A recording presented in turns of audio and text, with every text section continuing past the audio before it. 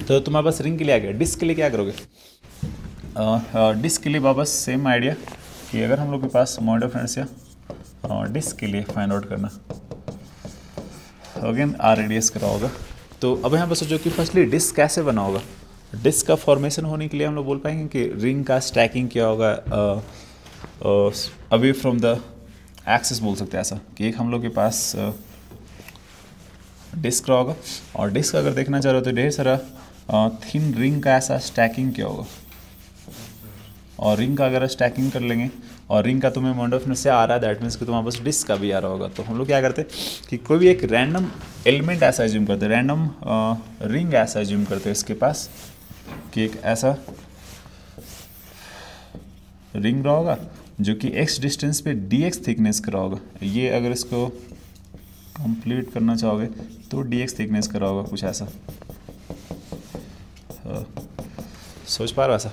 तो अब हम लोग का मेन पर्पस क्या होना चाहिए कि इस dx थिकनेस का जो रिंग हो रहा होगा, अगर इस रिंग का मोमेंट ऑफ इनर्शिया आ जाएगा देन पूरे डिस्क आ जाएगा, क्योंकि इंटीग्रेशन परफॉर्म कर लेंगे हम लोग। तो फर्स्टली क्या करोगे, अगर इस रिंग को एक्सपैंड करने की कोशिश करोगे तो तुम्हें कुछ ऐसा दिखाई देगा, यस ट्रेपीजियम शेप में थोड़ा दिखाई देगा, बट अभी के लिए हम लोग रॉड बनाने की कोशिश कर रहे हैं।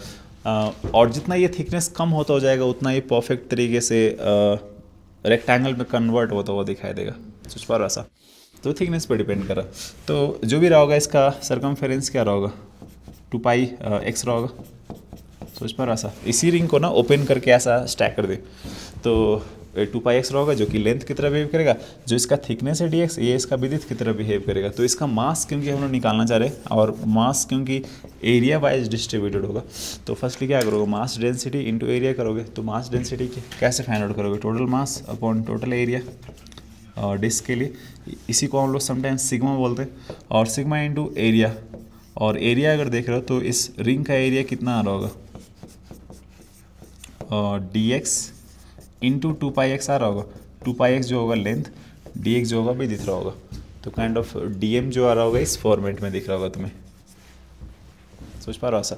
अब हम लोगों को क्या पर्पस है कि रिंग का जो मोमेंट ऑफ इनर्शिया हो रहा था उसका बस फॉर्मूला अप्लाई करना। तो क्योंकि रिंग का मास बहुत ज़्यादा स्मॉल है तो ये मोमेंट ऑफ इनर्शिया बहुत ही स्मॉल डिफरेंशियल फॉर्म में रहा होगा, dm इंटू एक्स स्क्वायर, क्योंकि इस रिंग का रेडियस x हो रहा होगा। तो dm का वैल्यू पुट अप कर दो, कितना आ जाएगा m/πr² into dx into 2π x, यह आ रहा होगा dm, और इंटू एक्स स्क्वायर। अब इसको अरेंज करना है एंड इंटीग्रेशन परफॉर्म करना, पाई कैंसिल आउट हो जाएगा। तो तुम्हारे पास क्या बच रहा होगा,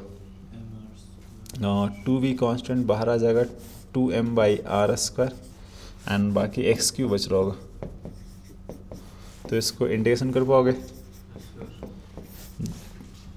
जब x 0 हो जाएगा उस टाइम पे मास 0 कंसिडर होगा, रिंग एग्जिस्ट ही नहीं करेगा, मोमेंट ऑफ इनर्शिया 0 हो जाएगा। जब ये x कम्प्लीटली r तक एक्सीड कर जाएगा दैट मीन्स कि moment of inertia 0 to r complete cover up हो जाएगा। दैट्स वाई सिंपली i इसमें हो जाएगा, ये r नहीं i हो जाएगा सिंपली यहाँ पे। तो मोमेंट ऑफ इनर्शिया i आ गया एंड देन 2m/r², इसका इंटीग्रेशन पुट अप करोगे कितना आ जाएगा, r पे पावर 4/4 आ जाएगा। तो 2 टाइम्स कटेगा, ओ सॉरी ये r² है ना, r² भी कटेगा। तो तुम्हारे पास क्या बच रहा होगा, m/r²/2 बच रहा होगा ऐसा, ये तुम्हारे पास। तो ऐसा आ रहा moment of inertia for the disc m/r²/2।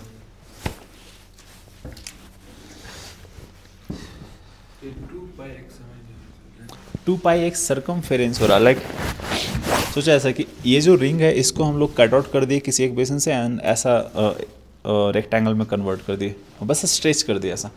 तो इस रिंग का सरकमफेरेंस क्या होगा, 2π r रहा होगा ना, और जो रिंग का सरकमफेरेंस है वही तो इस रेक्टेंगल का लेंथ बन गया होगा।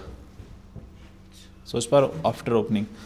तो दैट्स वाई 2π x हम लोग करना चाह रहे हैं एंड थिकनेस जो रहा होगा वो विड्थ ऑफ द रेक्टेंगल की तरह बिहेव कर रहा होगा। तो दैट्स वाई dx हम लोग कंसिडर कर लिए।